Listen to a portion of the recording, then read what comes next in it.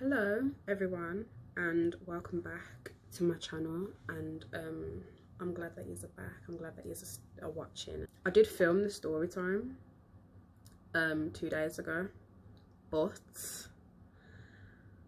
I don't want to post it. I don't want to acknowledge it because I'm the victim in my own story, and I don't want to be that. I'm not a victim, nowhere near. Mentally, emotionally and physically, I was abused by this man, and every single time he'd do it, the first thing he'd say afterwards is, I didn't even touch her, I didn't even do anything. So it did come hand in hand most of the time. Like, I'd always feel crazy, or I'd feel nuts. He'd tell me I was crazy or whatever, and I knew I wasn't. As children, as the new generations come and they go, as parents, it's our job to ensure that our children are loved correctly. They know right from wrong. They know danger from safety. You know, that's just our job. But to hear your mum or your parent tell you that they've been through certain things kind of makes you realise and understand that, you know, our parents don't have their ish together. You know, they're still learning every single day, even when their kids reach adulthood. I'm blessed to be part of such a big family, because it puts me off wanting to have a big family. Honestly, I've got 3 children, I'm finished. But anyway, when it comes to my ex-partner, his parents never sat him down. Never sat him down to basically kind of tell him about their lives and their pasts and their experiences. Not everyone's brought up the same way. Some people take longer to grow up, and some people take longer to mature because they haven't had that foundation laid down for them. They haven't had that safe zone. They haven't had that safe house that they can go through something, go back in and be like, I went through this today, help me, please. So in the relationship, part of the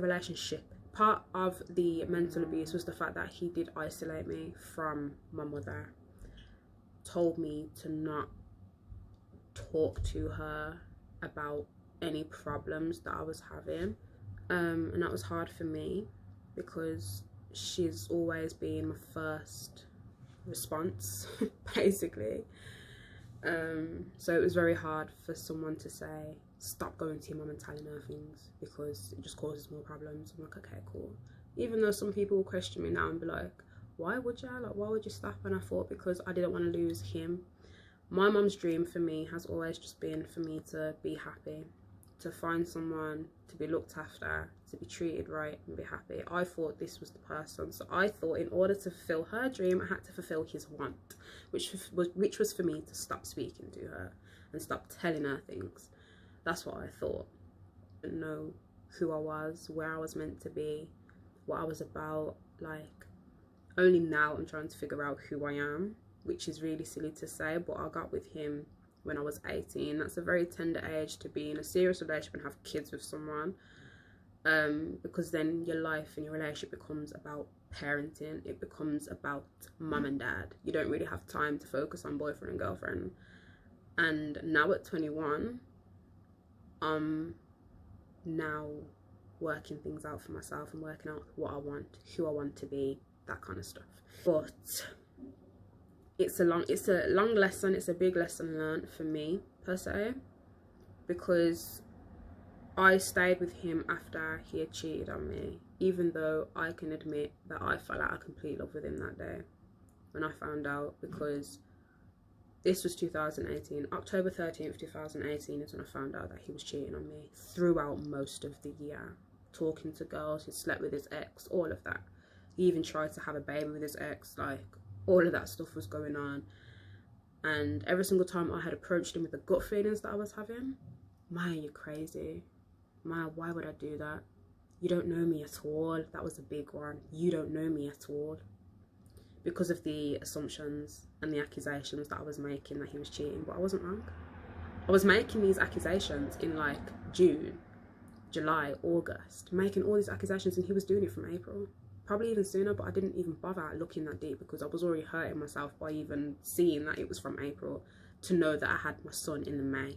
knowing that his arms were around me while I was giving birth, knowing that he really didn't give a shit about me, that he had no respect, no regard for me. And then obviously carrying on even after we've had our son already. Even the day that I found out I was pregnant, on the 12th of October 2018, I found out I was pregnant with my daughter.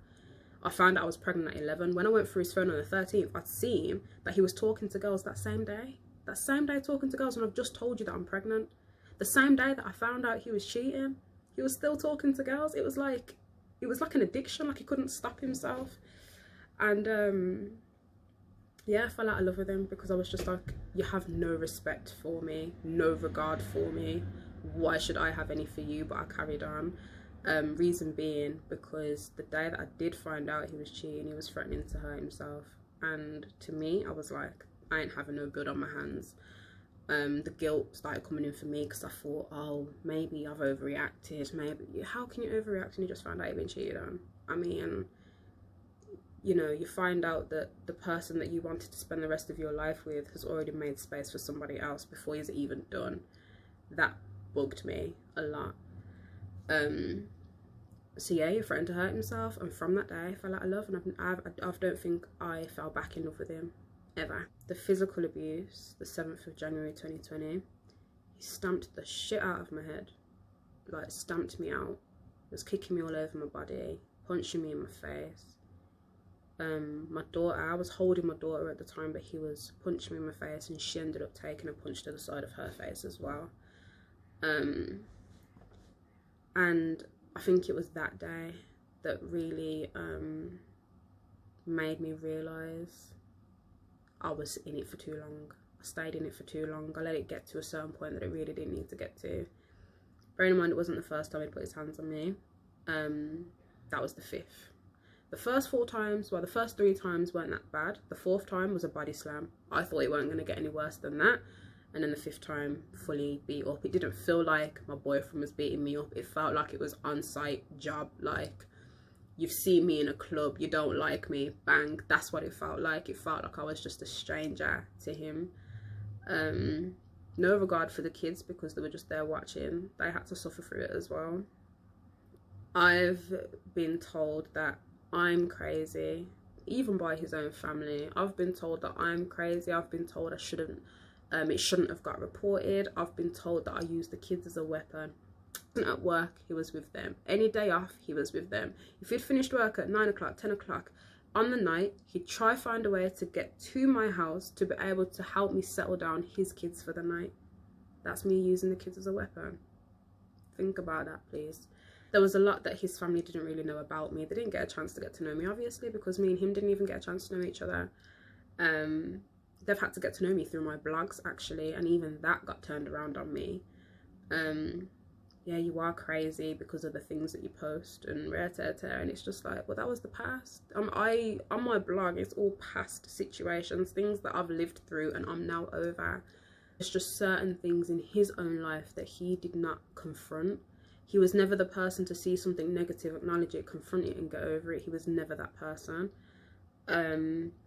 He was always just the type to have something negative come his way and that's it. It's just there. It would kind of hover. It would hover over his head, and then, you know, when it's ready to drop, it would drop, and then that's it. All hell breaks loose. I don't hate anyone, and I can't lie. In the very beginning, I did. After the situation, I sure as hell hated his ass. I hated his mum's ass. I hated all of his family's ass. I hated the lot of them because his mum knew everything that was going on. Even though I wasn't allowed to talk to my mum, she knew. I was going to her and telling her, and there was nothing that she could have done. She didn't try and support her son in the slightest or try and pull him up on the things that he was doing because she's been in the same situation and she's still in the situation. So any advice that she would have gave me would have been invalid because it's a situation I've ever been in where the abuse was so bad that I stayed. Any other time that a man has ever put his hands on me or anything has ever happened to me abuse-wise, I left. I didn't give it no chance. I left. Whereas with him, I was madly in love in the beginning, so I just stayed because it was his form of normal. It became my form of normal and I just dealt with it. Wrong thing to do, bad idea, but I'm out of it now. I'm free. And you know, it's all about seeing the signs. If it's a red flag, it's red. It's not orange, it's not yellow. Believe me, it's red. If it's red, it's red. Take it as a red flag. don't be blinded by love and be blinded by the fact that this person, especially for me, this is a lesson for myself. If someone's been through things in their life, it's not your job to fix it. It's not your job to try and change them. It's not your job to try and make them better people. There's just certain things they have to go through as an individual in order to learn from their own mistakes or to grow from how they've been raised or the household that they was brought up in. It's down to them, not down to you.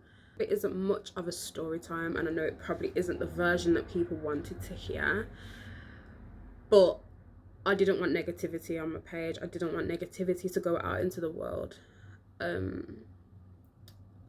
I don't want anyone to think that this kind of stuff still affects me, because it doesn't. Honestly, from the bottom of my heart, I'm grateful for going through. I'm grateful for the experience. Do you know what I mean? I'm grateful for the trial. I'm grateful for the tribulation.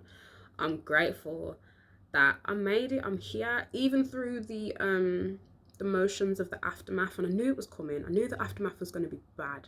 Like, I knew it was going to be scary. Do you know what I mean? I knew that the wounds were going to have to heal, and then I knew that the mental side of it was going to hit me like a ton of bricks, and it did, to the point where I would actually sit there and think to myself, I wish you would have killed me. Like, I wish I didn't get up that day, because I wouldn't have to deal with all of this now. I wouldn't have to deal with these weird feelings of guilt.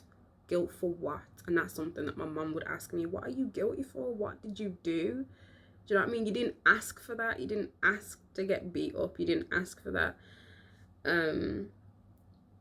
So I knew it was going to be hard, but I'm here. I did it. Yeah, I'm using my negative experiences to take a positive turn and to feed it back into the world. Just twisting it, do you know what I mean? Just turning it around, taking it from a negative, putting it out into the world as a positive, just hoping that I reach out to someone who needs it. I reach out to someone who's been through it, who learned the same lessons, who made the same mistake of staying when they knew that they shouldn't, but they're still here to tell the story.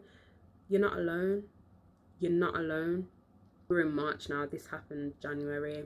2 months. I'm still healing, you know. I'm still healing mentally and emotionally. I still get the flashbacks. I still get this and that, but I don't let it take over my life. I don't let it take over my day. I don't let it affect me as a person, personality-wise. I'm not children. And honestly,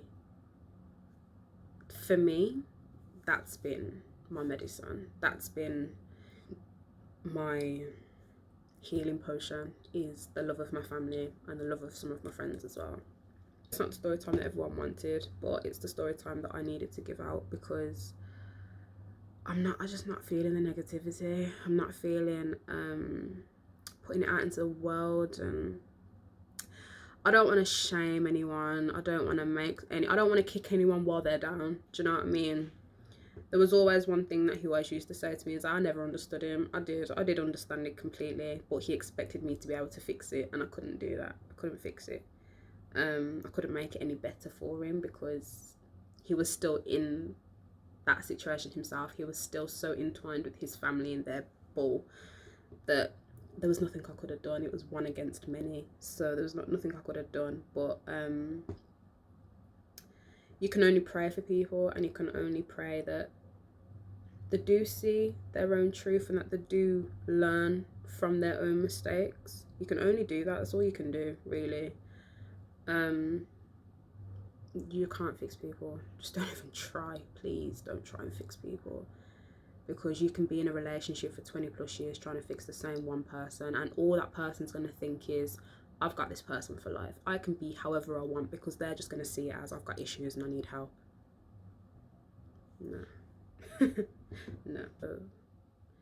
Yeah, with that being said, I hope you enjoy the rest of your morning, afternoon, evening, night, wherever you are. If there's any suggestions that anyone's got for me, leave a comment down below. My Instagram's down below, my blog's down below. Speak to me, say hi, I don't mind. But like and subscribe if you want to, you're not forced to. And I'll see you in the next video. Bye.